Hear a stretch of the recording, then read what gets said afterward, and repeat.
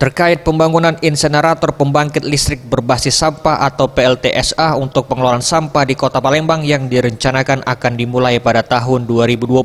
Kepala Dinas Lingkungan Hidup dan Kebersihan Kota Palembang Alex Fernandus menjelaskan bahwa saat ini sudah memasuki tahap adendum kontrak, sementara untuk pembangunan sendiri direncanakan akan dimulai dalam waktu dekat dan ditargetkan rampung pada tahun 2022.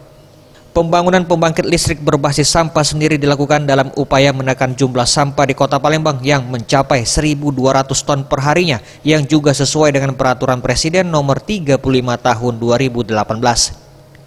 Nantinya jika sudah beroperasi, PLTSA ini akan mampu mengolah sampah hingga 1.000 ton per harinya untuk dijadikan daya listrik sebesar 20 megawatt. Insenerator kemarin Pak, Kenapa? progresnya sudah cepat. Progres masih ada di kontrak. Adendum kontrak ya Pak ya. Kapan udah Pak mungkin Pak targetnya? Secepatnya. Tim Liputan Sriwijaya TV.